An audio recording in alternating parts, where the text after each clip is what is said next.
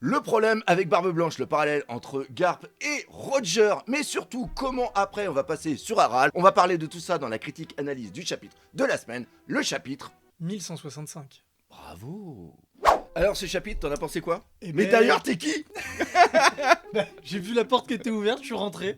Voilà. Le chapitre était bon, je veux venir en parler avec le monsieur avec sa chemise avec des fruits du démon, pourquoi pas. Voilà, alors pour ceux qui ne sont pas au courant, et les anciens par contre vous êtes contents, le petit Maxime qui est de retour, Eh ben ça fait plaisir, merci pour l'invite. de rien. Et de ce chapitre alors? Eh ben très bon chapitre, notamment sur le découpage, sur la puissance aussi, on va finir Ah, par en parler. on va en parler à la on va fin. être obligé d'en parler. Mmh. Mais très très très cool, très émouvant surtout.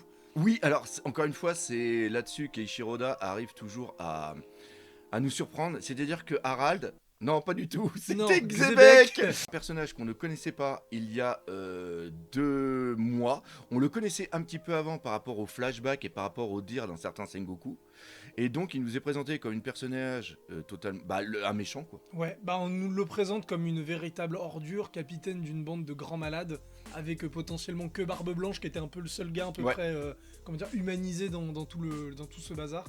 Et au final, on découvre l'un des meilleurs personnages de One Piece, à tel point que depuis l'arc God Valley, Roger se fait insulter sur les réseaux sociaux. Ouais, exactement. C'est un autre problème. C'est un autre problème. Mais non, un personnage absolument incroyable.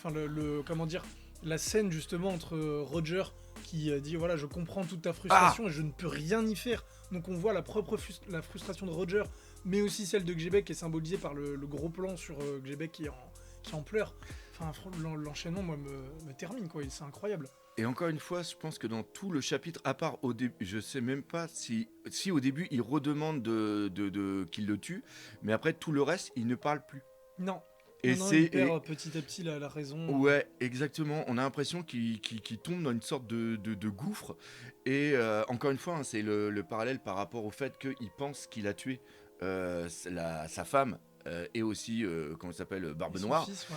Et en un sens, là, il devient complètement fou. Et il sait que personne, à part Garp et Roger, enfin, il sait qu'ils sont capables de le tuer parce qu'encore une fois, le Xebec qu'on a ici, il est sous emprise du Domi Reversi. Et ça fait un petit peu, pour faire un parallèle avec Dragon Ball, le Majin Vegeta. Oui, c'est pas faux. J'ai pas. Ah, tu l'avais pas tilté. fait? Non, j'ai Ok. pas tilté, ouais. Regarde mes vidéos. Bah, c'est putain. parce qu'ils avaient pas des ailes noires bien tout pareil. Ah voilà, J'ai pas exactement. percuté. Mais ouais, il y a une sorte de boost de puissance qui est fait. D'ailleurs, on en reparlera à la fin si on y repense, de savoir. Ou non, on va peut-être en parler tout de suite. Est-ce qu'il meurt, Xebec? Parce que là, tel que les attaques sont faites par Garp et Roger, normalement, on voit qu'il a une jambe qui est coupée, on voit que par les poings, il est détruit. Mais ça, Sommer, il peut se régénérer. Bah, on a vu effectivement les chevaliers divins subir le même genre de blessure, même Oui. comment il s'appelle Sommer. Non, Ok. le doyen araignée, je perds toujours son nom. Ah, Saturne. Saturne. On a vu que quand le fil le tapait était détruit, il y avait les trous un peu Oui. partout comme du gruyère, et au final il se reconstitue. Donc là, est-ce que c'est vraiment la fin du combat? Symboliquement, ça a l'air de l'être, Oui. mais je pense que Xebec va potentiellement se régénérer difficilement, comme tu me disais, Ouais. parce que le Haki des Rois, ils ont mis beaucoup de Haki des Rois, Garp et Roger, donc il va avoir du mal à se régénérer, mais une potentielle mort, soit quand l'île va être détruite, parce que là tout Oui. va être détruit, soit parce que Imu va retirer le pouvoir du demi-réversi parce qu'il va considérer que c'est fini Ok. et qu'il pourra pas se régénérer, quoi. Parce que là, il y a plein de théories qui sont tombées un petit peu à l'eau. C'est-à-dire que l'île va être détruite, mais elle va être détruite d'un point de vue pas réellement. Elle va être oubliée. C'est-à-dire que peut-être que cette île God Valley va toujours exister, mais que ça sera qu'un champ de ruines. Et aller effacer des cartes, comme Lulusia a été à un moment effacer des cartes, comme Ohara a été effacé des cartes. Ohara est effacé. En vérité, je pense que ça va faire comme Ohara. C'est-à-dire que Ohara, elle a subi un Buster Call. Ouais. Elle est effacée des cartes, mais elle existe toujours en tant que roche, en tant que Oui, il y a île des déserte. ruines, on l'a vu d'ailleurs. Voilà, c'est ça. Et je pense que Lulusia, nous, on pensait qu'elle allait être détruite par rapport à les dernières énergies du Mother Flame, Ouais. un petit peu comme ça. Et non, en vérité, elle est seulement que rayée. Et la question aussi, c'est que, par exemple, tu disais les doyens se régénèrent. Moi, j'ai dit que Summer se régénère parce qu'ils ont la volonté de vouloir continuer à vivre. Est-ce que Xebec, lui, parce que il est qu'en demi-réversi, c'est-à-dire que il est sous l'emprise de Imu. On voit que Imu part parce qu'il contrôle encore Saturne. sur le bateau quand le bateau part. Et une fois qu'il va être parti, est-ce que le fait que Imu soit plus là, il sera plus en demi-réversi et il va mourir parce il n'aura plus l'envie d'être Oui. régénéré et il n'aura peut-être plus aussi les capacités d'être régénéré. Peut-être que effectivement du fait que Xebec est Xebec, c'est-à-dire que c'est pas n'importe qui, peut-être que sa volonté va être suffisamment forte pour empêcher aussi les pouvoirs de régénération, pour se laisser mourir. Oui, parce qu'il veut mourir. Et ça, Voilà, c'est. qui demande dans le dernier chapitre à Garp et Roger, tuez-moi. Donc peut-être qu'effectivement, là où les chevaliers divins veulent forcément Oui. renaître, et Oui, qui oui. d'ailleurs ils en profitent, là peut-être que Xebec va se dire, bah non, il va réussir un peu à bloquer ce pouvoir. Enfin, il risque d'y avoir quelque chose, peut-être des adieux quand même pour le 1166. Justement, Voilà, un petit voilà. mot de fin. Ça serait vraiment dommage que Ishiroda arrête le tome comme ça, parce que là, ça fait peur quand on voit la phrase de fin. C'est le dernier Oui. chapitre du tome, c'est Oui, ça? Ouais, c'est du exactement 100 ça. Du 114 du coup? Non, 115. 115. 115. Et j'aimerais beaucoup qu'il y ait une dernière conversation entre Xebec et Garp et Roger. Ça serait vraiment dingue. Et bah justement, en parlant de Garp et Roger, le petit parallèle, parce qu'on a relu les précédents chapitres, et à chaque fois, on a les cases de Roger et de Garp qui sont souvent l'un à côté de l'autre. Oui, c'est construit, et notamment moi, c'est comment dire, cette planche qui m'a fait penser justement où on voit que Xebec pleurait. Oui. C'est dans une symétrie parfaite, et je crois que Oda a assez peu l'habitude de faire des planches pardon, avec une symétrie aussi parfaite et comment dire, bien rectiligne, etc. D'habitude, il déconstruit plus avec des asymétries justement et des lignes courbées ou des accès, etc. Là, on avait vraiment pile cette séparation en deux. Ouais, bah d'ailleurs, dans le dernier SBS, j'avais fait une vidéo dessus où il expliquait qu'il a souvent une construction sur double page où on va voir une case qui va faire la moitié, qui va déborder à moitié Ouais, sur l'autre. C'est parce que quand on le lit, justement, il y a le regard qui fait ça et qui va voir après la dernière chose. Et par exemple, ce que j'ai bien aimé, c'est que quand on a Garp et Roger qui dit on reviendra. Tu vois, il y a Garp qui a, je sais plus si c'est lequel, qui a le Dendenmushi dans la main droite, l'autre il a dans la main gauche, et il y a vraiment une belle symétrie qui est faite. Dans les autres, pareil, on les voit les deux. À un moment, quand tu as Garp qui dit, dans le chapitre 1164, il dit partez. Allez-vous-en, vous êtes beaucoup trop près. Ouais. Et tu as exactement la même phrase qui est dite sur justement Roger avec son équipage. Et dans ce chapitre-là, Garp dit bien sauver les marines et les civils. Et tu as Roger qui dit sauver l'équipage, ne m'attendez pas, revenez un petit peu plus tard. On voit bien le parallèle depuis le chapitre dernier où ils sont vraiment construits, ils agissent de concert en parallèle jusqu'à se retrouver face à Xebec pour collaborer. Et c'est beau, et ça finalement ça colle à ce que Sengoku avait dit. Alors, est-ce que Sengoku a menti, pardon. Moi, je pense pas que Sengoku ait menti, parce que Sengoku n'était pas sur l'île. Donc, je pense que il sait que ce que Garp a potentiellement pu lui raconter. Je suis pas sûr que Garp soit quelqu'un de très bavard sur ce genre de choses. Et derrière, Xebec est considéré comme un enfoiré avec des pirates de malades qui se battaient. Sengoku, je pense pas qu'il connaissait personnellement Xebec, donc Sengoku a pas particulièrement menti, je pense. Il a raconté ce qu'il pense savoir. Oui, et ce qui est très important aussi à savoir, c'est que, encore une fois, One Piece est raconté à travers le prisme des pirates. Et ce qui se passe, c'est que là, on a vu l'histoire, on a vu la vraie histoire de Xebec. Et quand Garp dit qu'il vient sur l'île, il vient sur l'île pour arrêter Xebec et pour arrêter Goldie Roger.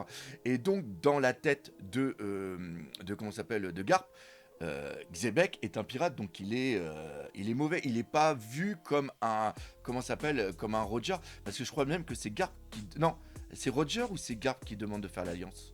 C'est Roger qui propose dans ce chapitre-là. Est-ce que ça te dirait qu'on s'allie? Et tu vois. Et voilà, Garp dit j'étais venu pour vous arrêter tous les deux, mais là on peut pas le laisser comme ça. Voilà, exactement. Il y a un truc, déjà qui rappelle évidemment une dynamique un peu Luffy Smoker également au présent. Oh oui. Mais il y a un vrai truc de qui ils sont avant d'être pirates, avant d'être marines, qui ils sont en fait en tant que personne. Et je trouve que c'est assez beau à voir cette collaboration tous les deux. Et le parallèle va même encore plus loin, va même sur presque les deux mêmes personnages, parce que dans le chapitre précédent, quand on l'a relu, c'est vrai qu'on me l'avait dit dans les commentaires, moi j'avais pensé que dans le chapitre 1164, Garp pouvait entendre toute voix. Et en vérité, il y en a qui m'ont dit non, en vérité, il y a seulement que Roger, d'ailleurs comme tu me l'as fait souligner tout à l'heure, c'est peut-être la première fois qu'il l'entend. Peut-être que c'est une des premières fois où Roger entend une voix de toute chose, en tout cas c'est ce qui s'y apparente, et à confirmer. Et tu vois, Garp qui se pose la question en se disant qu'est-ce que tu es en train d'entendre. Moi je pensais qu'il l'entendait, mais là on a la confirmation ici quand Zebek justement il supplie qu'on le tue, il l'entend aussi, donc Garp entend aussi, et on savait qu'il y avait Oden qui l'entendait, il y avait Momonosuke qui l'entendait, il y avait Luffy qui l'entendait, et comme on sait qu'il y a la ligne des Davy, peut-être que les Monkey et les Gold font partie d'une même lignée. D'une ancienne lignée qui sera divisée potentiellement. Voilà, et donc je trouve encore une fois qu'il y a quelque chose qui était très très beau, et ce que j'ai aussi beaucoup apprécié, c'est l'histoire sur Dragon. Oui, tout à fait, le combat de Dragon qui est... oui, là clairement il est en passe de devenir révolutionnaire. Maintenant, à voir comment ça va se débrouiller. Ta théorie est très intéressante pour le coup sur le lien Dragon-Garp, comment justement ça va... Enfin, quelle conclusion ça va amener avec ce God Valley. Ouais, parce que moi, ce que j'ai beaucoup apprécié, c'est que Garp dit bien qu'il faut sauver les marines et les civils. Il peut le dire parce qu'il le dit à son équipage, et son équipage va suivre ses ordres, même si après, il va avoir obligatoirement des conséquences au niveau de la marine. Et Dragon, lui, n'a pas le pouvoir de son père, il n'a pas pas le pouvoir, plutôt la hiérarchie. De son père, c'est-à-dire qu'il n'est pas haut gradé, donc il peut pas imposer ses ordres aux autres marines, mais il a une arme et il dit vous les prenez, point barre. Et il y en a un qui dit bien ça ne sera pas oublié, et Dragon répond j'y compte bien. Donc je pense que Dragon va vouloir faire remonter l'information, mais obligatoirement avec tout ce qu'il a fait au niveau de God Valley, il risque d'être tout simplement exécuté. Moi j'aimerais bien quand même avoir un aboutissement à ce qui est en train de se passer pour Dragon et Garp, puisque il y a le truc de pourquoi Garp est dans la marine. Moi ça me choque pas, outre mesure. Garp s'est engagé dans la marine pour combattre les pirates qu'il perçoit comme des criminels, et c'est une réalité, la plupart des pirates sont des criminels. Roger, Barbe Blanche ou Luffy sont des exceptions, on le voit depuis les premiers tomes, à commencer par Baggy par exemple, qui était une ordure, enfin voilà. Les pirates c'est ça avant tout, donc Garp s'est engagé pour combattre. C'est ce qu'il fait d'ailleurs, il veut combattre, enfin il veut attraper Roger et Xebec parce que c'est les gros pirates de sa génération. Là il découvre que le gouvernement est pourri, c'est problématique, mais en fait il se retrouve devant un dilemme moral. Et est-ce que il est censé fuir et juste abandonner les gens ? Non, lui il le dit bien, il veut rester pour protéger la marine, les marines, et on le voit justement avec ce qui s'est passé dans le tome 107 avec la ruche, quand il va chercher Kobe, parce qu'il est persuadé que on peut peut-être changer les choses de l'intérieur, ou en tout cas qu'il y a des gens comme lui qui se battent pour protéger les civils, et que si tous les gens comme eux partent, il restera que des gens qui sont prêts à exécuter n'importe qui. Que les Akainu. Voilà, il restera que les Akainu. Et donc, est-ce que Garp a raison ? Il y a matière à débat, mais ça veut pas dire que son choix est forcément mauvais en fait. Et c'est ça que je trouve intéressant. Maintenant, vu ce qui se passe avec Dragon, j'aimerais effectivement voir... Qui savent pas que Dragon soit sur place, ça me choque pas. Il a quand même fait élever Luffy par des brigands, et il l'a abandonné pratiquement dans la forêt. Je pense que pour Dragon, c'est un peu la même chose. Il veut que Dragon soit un marine, il le bazarde dans une unité de la marine, fais ta vie, apprends à devenir un grand marin, et peut-être qu'un jour tu seras sous mes ordres, ou que tu seras à mon grade, on verra. Donc je pense pas que Garp soit forcément au courant que son fils a été mobilisé sur God Valley aussi. Maintenant, vu ce qu'ils ont appris tous les deux, j'espère qu'il va peut-être y avoir un petit truc de genre papa, genre je peux pas rester dans la marine, ou mon fils, enfin... Je trouve qu'il y a besoin de quelque chose. Il faut on a la fin de l'équipage des Rocks. Les Rocks ne vont plus voir leur capitaine. Gros parallèle avec l'équipage de Goldie Roger, où il y a Rayleigh et Gavan qui disent bon, les autres vous partez, nous on va aller voir ce que fait notre capitaine. Et on savait que tous les autres c'est entre guillemets des pirates, des enflures. Kaido, on voit la genèse de Kaido et de Big Mom. On voit aussi ça matche bien. On voit aussi la promesse. Non, c'est pas la promesse. C'est quoi la dette. La dette. Effectivement, c'était tourné de manière à ce qu'on pensait que Big Mom avait offert le fruit à Kaido pour le sauver, de mémoire. Oui. Linin avait l'air de dire sans moi tu serais mort, ou je sais pas trop comment. Exactement. Donc, on pensait que potentiellement Kaido était mal en plan et qu'elle avait donné le fruit, enfin un bail dans le genre. La réalité est différente. Kaido lui a tapé dessus pour obtenir le fruit. Et donc Lin considère que du coup il a une dette parce que c'était son fruit. Exactement. Ce qui, je trouve, colle assez bien à la mentalité du personnage qui est quand même ultra possessive. Oui. Donc, et bien collectionne en plus. Voilà. Pareil avec Shiki et H d'argent, ça matche bien. Voilà, Shiki proclame le truc. Et je trouve qu'on recolle bien les wagons. L'équipage de Xebec, c'était pas comment dire, ils se foutaient pas des coups de fourchette ou des coups de couteau dès qu'ils se croisaient dans les couloirs. Mais il y au avait premier gros problème, Voilà, là effectivement ça éclate. c'est Il par y rapport avait au une Devil by Fight. certaine forme de solidarité parce que Oui, leur intérêt convergeait, mais quand là ça devient trop compliqué, là voilà ça éclate. Ça me paraît assez cohérent. Voilà. Enfin, oui. pas sauf, mais Barbe Blanche pose un peu plus de questions dans ce chapitre malgré tout. Voilà, parce que, là, on va parler de Barbe Blanche juste après. Mais Garp, si vous prenez le texte de Garp, à un moment, il dit à Roger, quand ils parlent tous les deux, je pense qu'ils ont tous les deux idées, mais en vérité, il est comme ça par rapport à une malédiction. S'il a eu une malédiction, obligatoirement, cette malédiction, elle peut être enlevée. Et donc, en premier point, au lieu d'aller le détruire et de neutraliser la menace, ils essaient de trouver comment enlever cette malédiction. Ouais. Et ils trouvent pas, et on a le final. Après, il le tabasse. Et après, il le tabasse. Mais je veux dire que c'est pas des membres de son équipage, mais ils cherchent à le sauver. Alors que son équipage ne cherche pas à le sauver. Il y a Big Mom et Kaido qui partent, et la question, c'est Barbe Blanche. Mais voilà, tout le monde, parce qu'on s'était quand même arrêté sur le dernier chapitre, Ouais. où ils étaient 6 à lui taper dessus avec Jebek. Ouais. Donc Lin, Kaido, Barbe Blanche. Que Kaido et que Big Mom se barrent. Ouais. Moi, ça me choque pas outre Non. mesure. Kaido a voulu essayer son fruit, il s'est fait défoncer. Ouais. Bon, j'avoue que c'est un peu bizarre qu'il se monte un pas plus battant que ça. Ouais. Mais Barbe Blanche était quand même venue. Enfin, Barbe Blanche a quand même plus un affect, un relationnel. On le voit. Parce qu'il était avant, hein. C'est Barbe On Blanche le qui voit amène exactement. Kaido dans le truc. Exactement, et on voit bien aussi que, voilà, il vient genre oui, avec tous les coups que tu m'as payé à boire, je vais quand même t'aider. Enfin, la petite justification du mec viril pour justifier qu'il arrête. Là, il se fait dégager. Il y a l'interaction avec Pologramme, le fameux Marco Polo. Merci Oda. Et D'ailleurs, Marco, son nom, c'est Instinct. on avait dit que tu la ferais pas celle-là. J'ai oublié. Et genre juste Barbe Blanche se fait virer du combat et il revient pas. Je trouve ça Ouais. un peu Ah non. bizarre pour le coup. Enfin, qu'est-ce qui justifie que Barbe Blanche... Est-ce qu'il va...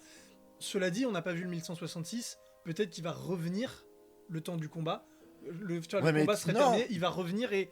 Ah, donc Ouais, mais ça y est, il est mort et... Ouais, voilà. mais il repart tranquillou en marchant avec Graham derrière. Ouais. J'avoue que c'est... Voilà, attendons de voir vraiment la conclusion parce que c'est pas totalement terminé. Hein. Il peut y avoir toujours des choses. Mais j'avoue que pour Barbe Blanche, c'est un peu plus bizarre son comportement. Le chose aussi qu'il faut qu'on parle, même si on n'aime pas trop en parler, c'est la débauche de puissance qu'il y a eu dans ce chapitre. D'ailleurs, je trouve que contrairement au précédent, où comme je t'expliquais, j'avais pas du tout compris quand il y a le combat entre Xebec et Barbe Blanche, quand il se fait éjecter, on n'arrive pas à savoir si la montagne elle est éclatée à cause du haki ou si c'est à cause justement qu'il a traversé. Pareil, Ouais. le fait qu'il protège avec son, comment ça s'appelle, avec son pouvoir, on le voit à travers Oui. les petites éclairs qui sont plus fines que le éclair de haki. C'est super illisible au niveau de ce que dessine Eiichiro Oda. C'est pour ça que la Toei va avoir une très grosse importance pour découper tous ces combats et tout ce qui va se passer au niveau de ce flashback. Mais là, c'était quand même assez lisible les combats et c'était beau. Oui, moi je suis surpris par la clarté de... Alors, Oui. ça reste du Ichiro Oda, hein, bien sûr, on n'est pas sur du Akira Toriyama, ça c'est indéniable, mais je suis assez surpris de la lisibilité de ce combat Garp Roger contre Xebec, effectivement. Et il arrive dans ces cases à faire passer de l'émotion, et aussi de la grosse puissance. C'est-à-dire que De la la page, puissance. là, De l'épotion et de la de la puissance. puissance. Et ce qui est dingue, c'est que quand tu vois les coups de poing de Garp qui ont des sortes d'auras de feu autour, c'est dingue. Et tu vois à chaque fois que l'épée Ace de Roger part, il y a ces effluves de comment ça s'appelle de haki. D'ailleurs, c'est étonnant que son arme ne soit pas comme celle de Mihawk, c'est-à-dire que soit Toute pas noire. toute noire par J'ai rapport à une l'infusion. théorie là-dessus, j'ai fait une vidéo Ah sur oui, la c'est chaîne vrai, il y a longtemps, c'est vrai, mais c'est vrai. effectivement, ça serait bien d'avoir des explications concrètes de ça. Mais là, on a toute l'iconographie du Haki des Rois, même peut-être d'un niveau encore plus haut que le Haki des Rois, parce qu'on a ce ciel qui s'ouvre et encore une fois, alors là, je fais un petit coucou, je crois que c'est Canute qui avait fait cette petite théorie que j'ai beaucoup appréciée. En vérité, c'est le ciel qui s'ouvre. Alors là, c'est comme à peu près aussi une certaine mer à un moment qui s'ouvre et tout ça. Tout à fait. Le fait d'ouvrir le ciel est un attribut qui est souvent divin. Et on l'a pas beaucoup vu. On l'a vu au niveau de Shanks contre Shanks versus Barbe Blanche quand ils sont sur le bateau. Oui, On le voit Kaido, Big Mom, Kaido, Big Mom. Il y a aussi Luffy contre Kaido. Et là, on est sur un aspect des personnes qui est vraiment sur une étape au-dessus de l'humain, entre guillemets. D'ailleurs, Vas-y. là, on est quand même sur Xebec, Garp et Roger. Donc, Ouais.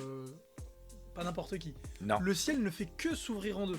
On a vu un niveau au-delà de ça, c'est Roger Barbe Blanche dans le flashback d'Oden, où là, carrément, ça disperse le ciel quand ils s'affrontent.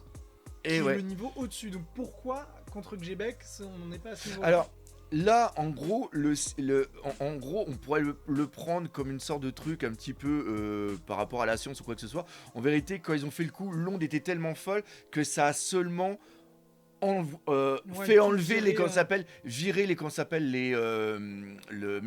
virer les nuages. Simplement, là on a vraiment cette forme où le ciel s'ouvre. Ça fait un petit peu rappeler pour ceux qui connaissent les vieux, je sais pas si toi tu l'avais vu, c'est au niveau de Hokuto no Ken, quand tu as Ken contre, c'est pas contre Rao, c'est contre Sozer. À un moment ils combattent et tu vois le ciel qui s'ouvre, il y a de la grêle qui tombe et là les gens ils disent même les dieux viennent regarder le combat. Et il y a tout ce côté un petit peu, encore une fois, divin, où c'est le ciel qui s'ouvre pour montrer que les forces en place. Tu sais, c'est pas une dislocation, c'est vraiment le ciel qui s'ouvre. Enfin, c'est très biblique. Donc, on a l'évolution des personnes. Il y a deux choses pour vraiment revenir à cette symbolique de la puissance, on y revient toujours. La vraie première, au-delà de la puissance, c'est surtout comment ça se fait que Xebec soit capable d'utiliser le haki. Oda nous l'explique beaucoup comme une manifestation de la volonté.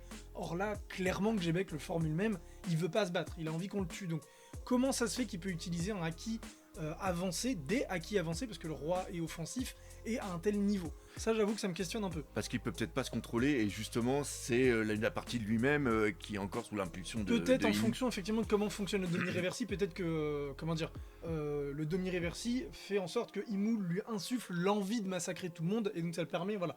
Il y a sûrement une subtilité qui explique ça, mais voilà, un peu obscur. Et pour vraiment parler de ce fameux débat de puissance, ça fait un moment que j'ai pas parlé de chapitre. Moi personnellement, je suis pas aussi régulier. Voilà, et j'avoue que je suis un peu choqué de voir que il y a cette espèce de comparaison de Roger est-il plus puissant que Xebec, ou Xebec éclate Roger, ce qu'on disait tout à l'heure, où Roger se fait passe un peu pour un gland depuis 2 mois qu'on voit Xebec. Mais en fait, le parcours de Luffy nous le montre. Roger, c'est pas parce que c'est Roger ou c'est pas parce que c'est Kaido ou Barbe Blanche que ils sont tout le temps les mêmes. C'est-à-dire que prenez Luffy de Alabasta, il se fait défoncer par le Doflamingo de Dressrosa par exemple. Oui, ok, d'accord. Oui. À ce moment-là, il connaît pas le haki, il a pas ses gears, etc. Mais il a évolué, il a appris des choses. Ben, Roger, Kaido, Barbe Blanche, même Xebec, ils ont tous appris au fur et à mesure de leur voyage. D'autant que c'est même plus logique dans ces parcours-là, quand on voit que là, sur le flashback d'Elbaf, du coup, slash God Valley, il y a quoi? Il y a 10-15 ans qui se passent depuis le début, où on voit que Xebec la première fois est là. Donc, ils ont navigué pendant 15 ans, ces gens-là. Ils se sont considérablement améliorés. Et je suis même sûr que Roger s'améliore là, maintenant, sur God Valley, puisque quand il se bat contre contre Barbe Blanche au tout début, il n'y a pas d'éclair de haki, il n'y a pas de ciel fondu en deux. Là, il commence à le faire. Ça veut dire que potentiellement, ce qu'il est en train de faire, l'énergie et le combat qu'il est en train de mener contre Xebec lui permet de s'améliorer. Comme tous les combats de Luffy, en fait. Oui, c'est exact. Oui, c'est la même progression. Alors que Luffy s'améliore en 15 jours. C'est peut-être même l'inverse par rapport à Garp, parce que Garp, le pouvoir qu'il a, c'est par l'entraînement. Lui, il s'entraîne tout le temps. C'est un marine, c'est un soldat. Alors que Garp, lui, est que Roger, lui, il est plus dans le mode Luffy, où c'est les aléas de la vie qui vont le faire progresser. Mais on est encore sur... Je pense qu'on est encore sur une... On est sur un pour moi, je pense qu'on est totalement sur un retcon de la puissance au niveau de One Piece. C'est-à-dire que là, la puissance a un but narratif. Mais elle a toujours eu un but narratif, je dirais même. Sur, je veux dire, comme...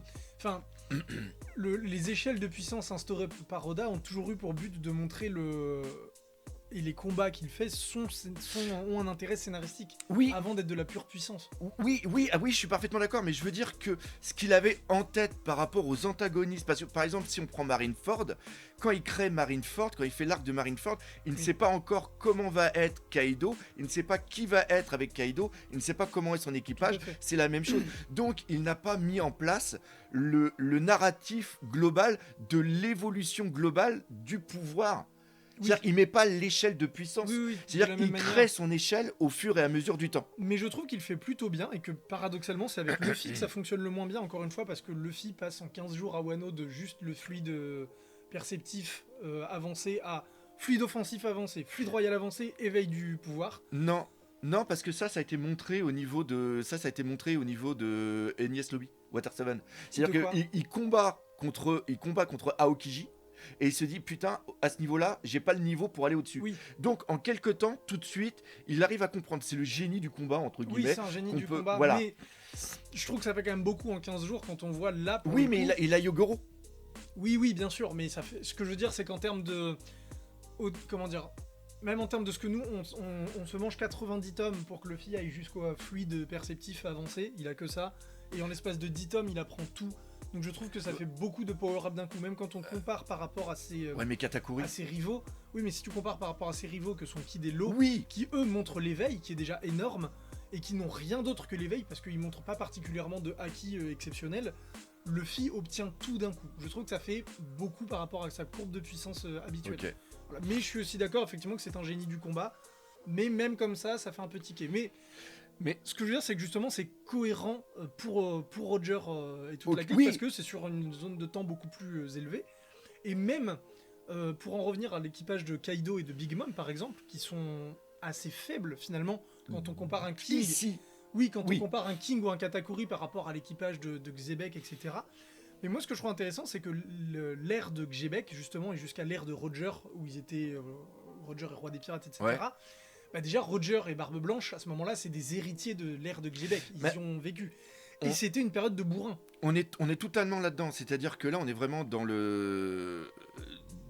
la passation de la génération. C'est-à-dire que Xebec, et c'était le capitaine, et les autres étaient des Rockies. Et maintenant, les Rockies, c'est ce que je disais tout à l'heure, ça devient la genèse de savoir comment. C'est-à-dire que là, ils viennent d'avoir, entre guillemets, ils avaient en eux ce caractère, mais Kaido dit bien, maintenant, moi, je vais aller vraiment sur la puissance. J'ai l'impression que ce God Valley, qui est effacé des mémoires, est important parce qu'il vient totalement transformer One Piece. Et c'est là, justement, le titre de ma réaction live. C'est-à-dire que God Valley est vraiment cet élément narratif qui va mettre tout en place par rapport à Garp, de dire putain il existe ça dans la marine, Roger qui dit putain il s'est passé ça, il va peut-être maintenant s'interroger, il va peut-être avoir ce désir de devenir le seigneur des pirates et d'aller au niveau de finir son voyage dans le flashback d'Oden. Exactement. On a Big Mom et Kaido qui veulent devenir ses équipages, devenir ses empereurs.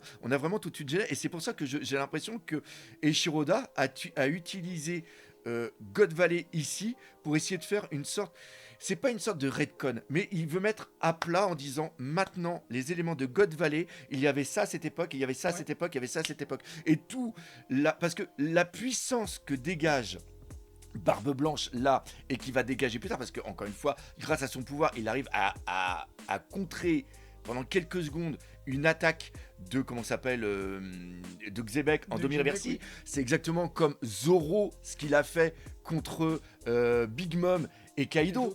C'est pas parce qu'il a fait ça qu'il est au niveau de Big Mom et Kaido, mais il arrive à tanker une attaque. Et on a exactement la même chose au niveau de Barbe Blanche. Barbe Blanche après va avoir aussi une évolution, Roger va avoir une évolution.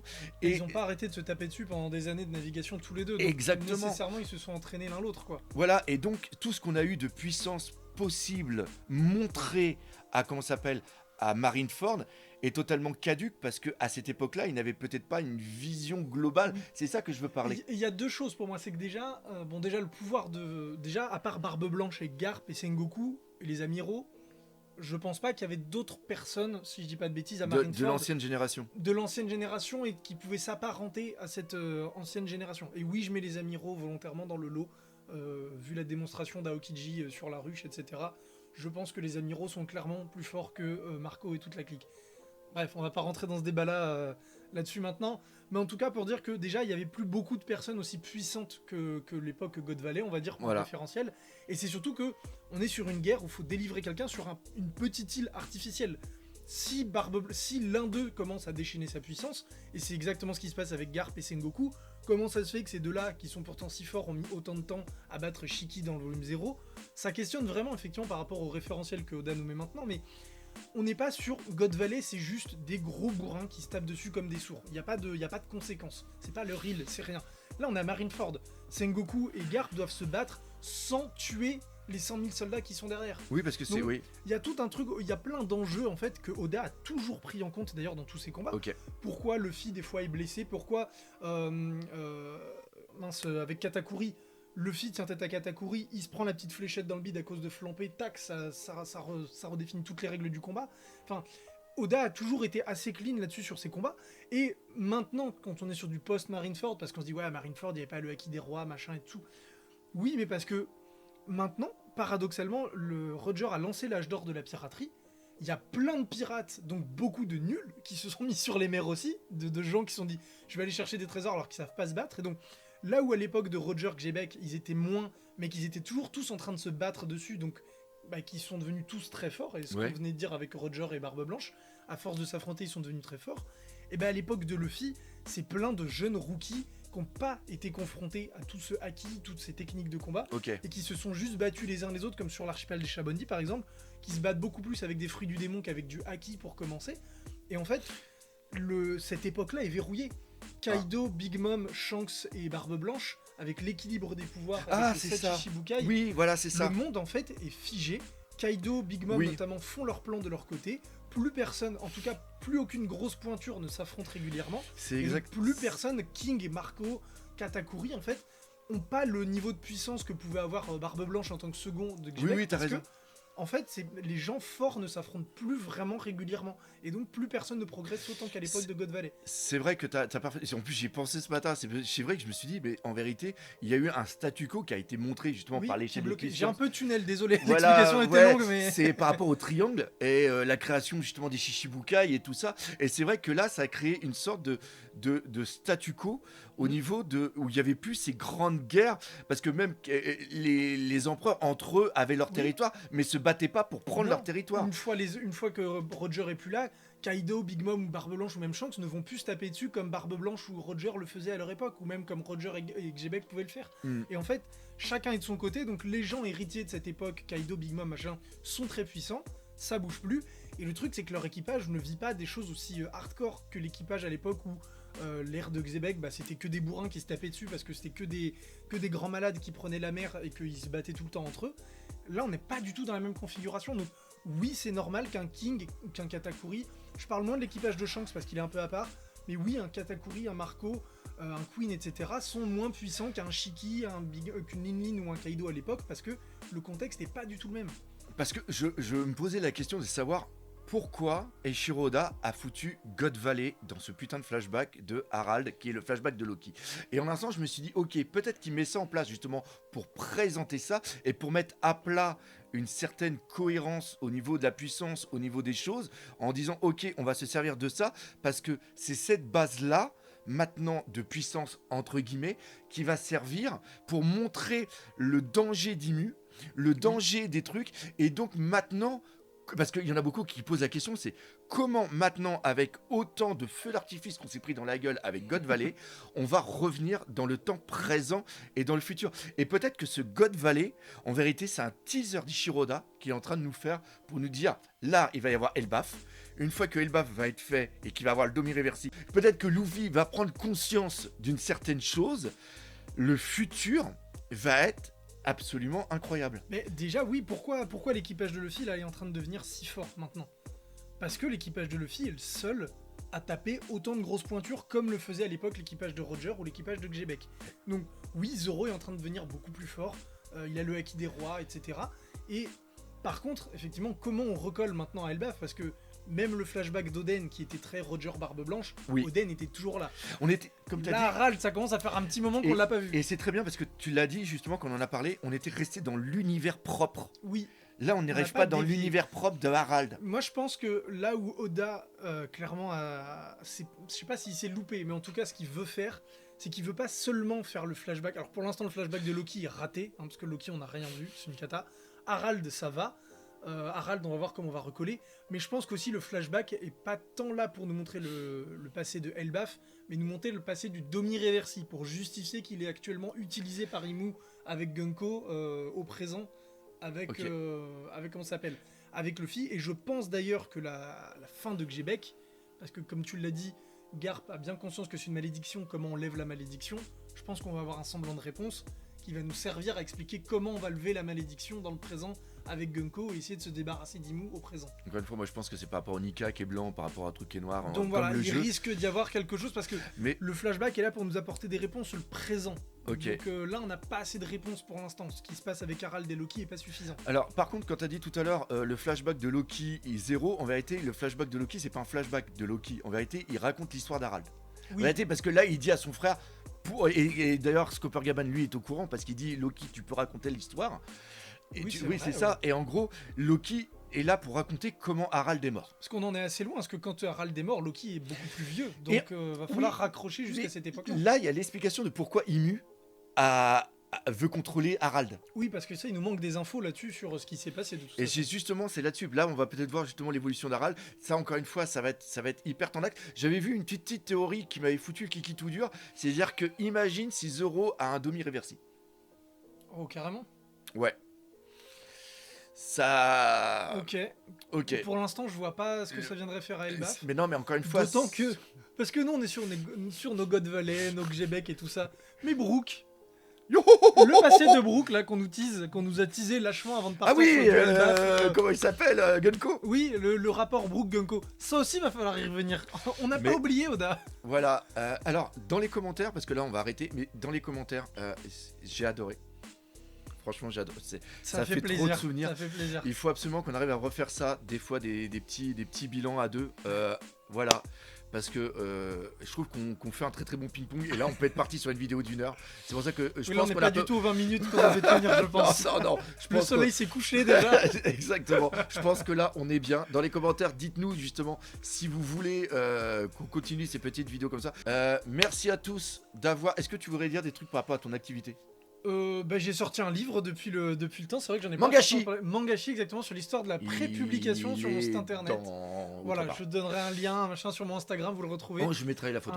Effectivement, un livre sur l'histoire du manga et notamment des magazines de prépublication comme le Jump, dont vous envoyez plein d'exemplaires un petit peu derrière, un peu au-dessus, voilà.